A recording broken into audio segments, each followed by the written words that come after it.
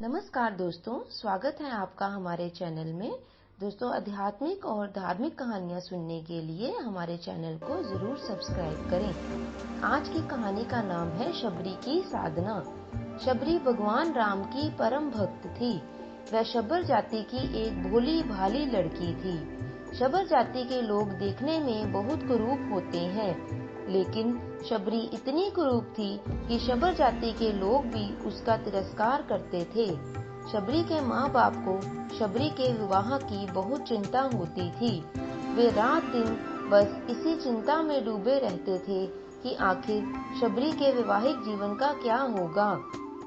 आखिरकार शबरी के माता पिता को शबर जाति का एक योग्य लड़का मिल गया। माता पिता ने रात्रि में शबरी का विवाह कर उसे रात्रि में ही विदा कर दिया। उन्हें डर था कि कहीं लड़का शबरी को देखकर विवाह के लिए इनकार न कर दे। शबरी अपने पति के साथ रात्रि में ही निकल गई। आगे आगे शबरी का पति चल रहा था और पीछे पीछे शबरी। चलते चलते वे दंडक वन में आ पहुँचे। वहाँ उन्हें सुबह हो गई। लड़के ने सोचा, देखूं तो सही मेरी स्त्री कैसी दिखती है। लड़के ने पीछे मुड़कर देखा तो शबरी की कुरूपता देखकर वह डर गया। उसे लगा, ये तो कोई राक्षस कुल की है जो मुझे यहीं खा जाएगी। ये सोचकर लड़का शबरी को वहीं छोड़कर भाग गया। अब शबरी दंडक वन में अकेली रह गई। वह पीहर से तो आ गई थी, लेकिन उसे अपने ससुराल का कोई भी अता पता नहीं था। अब शबरी जाए तो कहाँ जाए। दंडक वन में रहने वाले ऋषि शबरी को अछूत मानकर उसका तिरस्कार करने लगे। उसी वन में मतंग नाम के एक ऋषि महात्मा रहते थे। मतंग ऋषि को शबरी को देखकर उस पर दया आ गई। उन्होंने शबरी पर कृपा कर उसे अपने आश्रम में रहने के लिए शरण दे दी। दूसरे ऋषि मुनियों ने जब यह सब देखा तो उन्होंने इस बात का बहुत विरोध किया कि उन्होंने एक कुरूप और अछूत जाति की लड़की को अपने आश्रम में शरण दे दी। लेकिन मतंग ऋषि ने किसी की भी एक बात ना सुनी। उन्होंने प्रेम से शबरी के सर पर हाथ रखा और कहा, बेटा तुम घबराओ नहीं। जैसे कोई पुत्री अपने माँ बाप के पास रहती है, वैसे ही तुम मेरे पास रह जाओ। शबरी अब खुशी खुशी मतंग ऋषि के आश्रम में रहने लगी। शबरी को ऋषि मुनियों की सेवा करने में बड़ा आनंद आता था। सब ऋषि मुनि शबरी का तिरस्कार करते थे, इसलिए शबरी छिप छिप कर उनकी सेवा किया करती थी।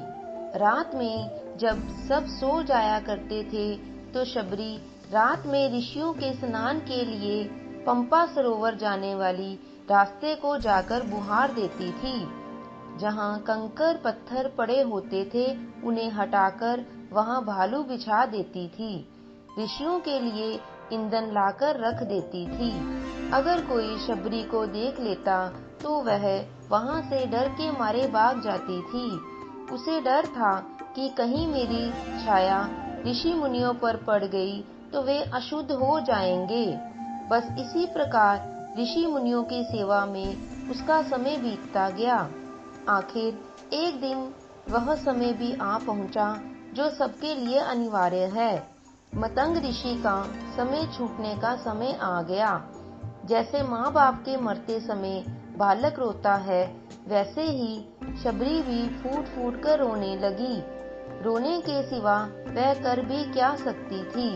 मतंग ऋषि ने शबरी को अपने पास बुलाया और कहा, बेटा तुम चिंता ना करो, एक दिन तुम्हारे पास भगवान राम आएंगे। बस इतना कहकर मतंग ऋषि शरीर छोड़कर चले गए। अब शबरी दिन रात भगवान राम की प्रतीक्षा करने लगी। रात में किसी जानवर के चलने से पत्तों की खड़खड़ाहट भी होती तो शबरी बाहर आकर देखने लगती कि कहीं भगवान राम तो नहीं आ गए। वह प्रतिदिन कुटिया के बाहर पुष्प बिछाती और तरह तरह के फल लाकर रख देती थी। फलों में भी बढ़िया बढ़िया फल राम जी के लिए चख कर रख देती थी। फिर राम जी नहीं आते तो अगले दिन फिर नए फल ले आती। श्री राम जी को भोजन कराने का उसके मन में बहुत उत्साह था। प्रतीक्षा करते करते एक दिन शबरी की साधना सफल हुई। मतंग ऋषि के वचन सत्य हुए। भगवान राम शबरी की कुटिया में पधारे। कई बड़े बड़े ऋषि मुनियों ने भगवान राम से उनके आश्रम में चलने के लिए प्रार्थना की, लेकिन भगवान राम केवल शबरी की कुटिया में आए। जैसे शबरी को भगवान राम से मिलने की तीव्र इच्छा थी, ठीक वैसे ही भगवान राम जी को भी शबरी से मिलने की उत्कंठा थी। भगवान राम शबरी की कुटिया में पहुंचे। शबरी के आनंद की सीमा नहीं रही। वह भगवान के चरणों में लिपट गई। जल लाकर भगवान के चरण धोए, फिर आसन बिछाकर भगवान को बिठाया। फल लाकर शबरी ने भगवान के सामने रखे और प्रेम पूर्वक उनको खिलाने लगी। बोलो सियापति रामचंद्र जी की जय। तो दोस्तों, आशा करते हैं आपको हमारी आज की यह कहानी अच्छी लगी होगी। कृपया हमारे चैनल को सब्सक्राइब करें और यदि कहानी अच्छी लगी है तो इसे अपने दोस्तों के साथ लाइक एंड शेयर जरूर करें। अगली बार एक और नई कहानी के साथ आपके सामने उपस्थित होंगे। धन्यवाद।